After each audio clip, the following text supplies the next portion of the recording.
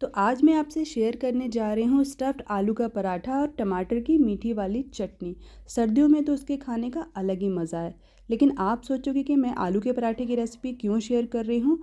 तो इसका एक स्पेशल रीज़न है। हुआ यूँ कि मेरी बेटी ने मुझसे पूछा कि मम्मा, जैसे आपके आलू के पराठे की स्टफिंग होती है ना, ऐसे मुझे खाने को नहीं मिलती। तो मैंने सोचा क्यों ना मैं इस रेसिपी को शेयर करूँ, जिससे मेरी बेटी के साथ साथ जो भी मेरे आस-पास के लोग हैं उन्हें भी एक नई रेसिपी जानने का मौका मिले।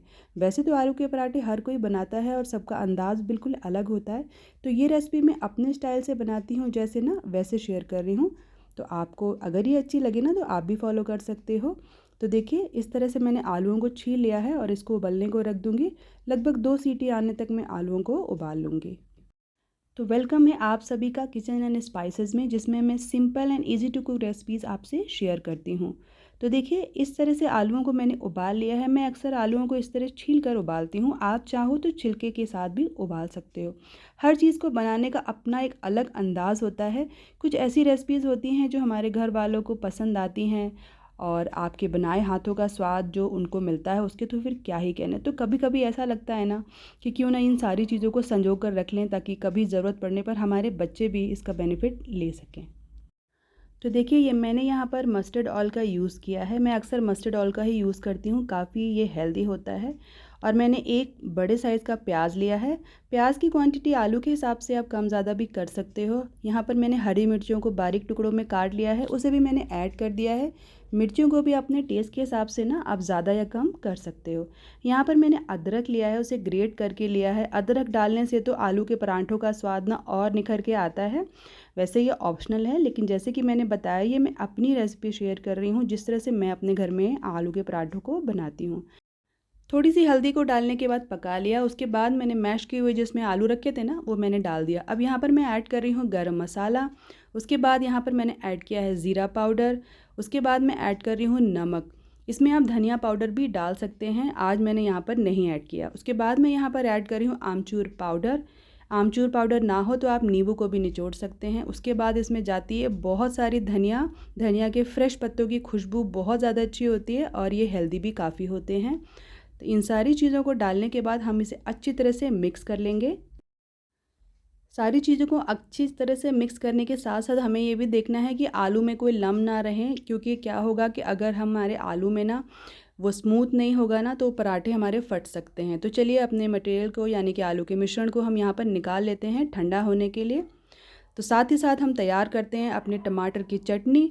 ये चटनी की जो रेसिपी है ना, बहुत ही बेसिक सी है, जिसमें आम तौर पे कुछ ख़ास चीज़ें नहीं जाती, सिर्फ 2-3 चीज़ों से मिलकर ये बन जाती है। तो यहाँ पर अगेन मैंने मस्टर्ड ऑयल लिया है, उसमें थोड़ा-सा ज़ीरा, थोड़ी-सी लाल मिर्च और ये जो मैंने टमाटर लिए हैं उसे ऐड कर दिया है, और थोड़ा-सा डाला है गुड़। उसके बाद थोड़ा-सा पानी।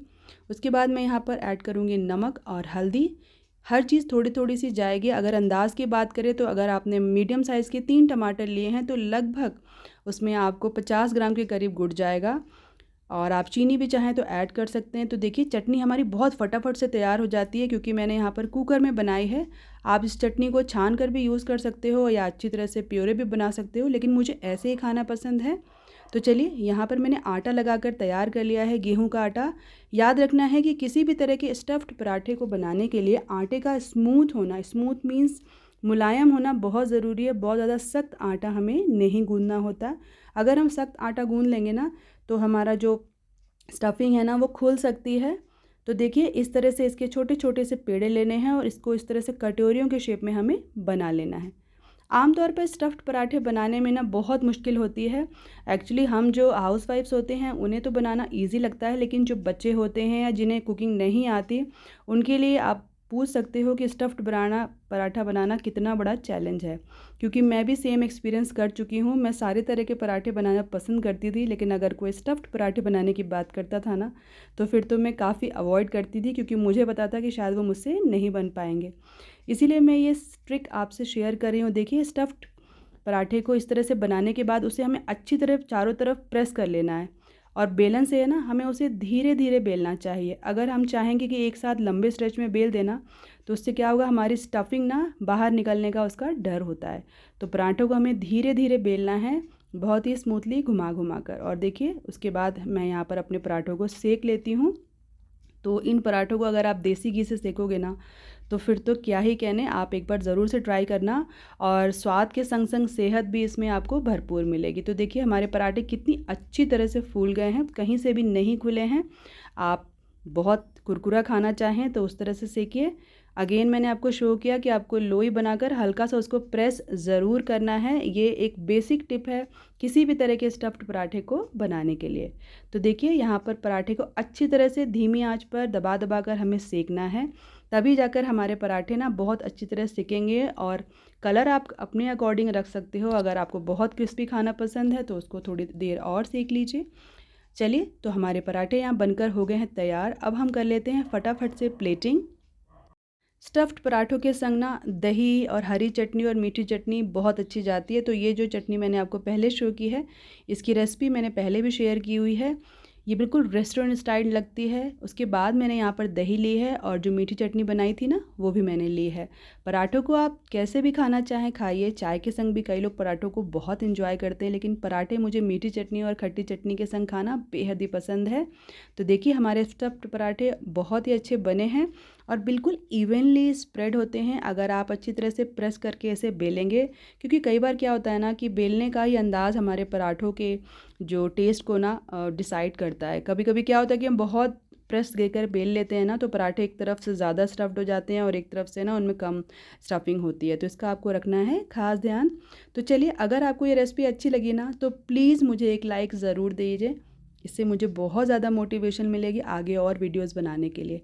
तो चलिए मैं आपको दिखाती हूँ। ये देखिए पराठे कितनी अच्छी तरह से स्टफ़्ड हुए हैं और बिल्कुल इवनली स्प्रेड हुआ है इसका जो स्टफिंग है ना आलू की।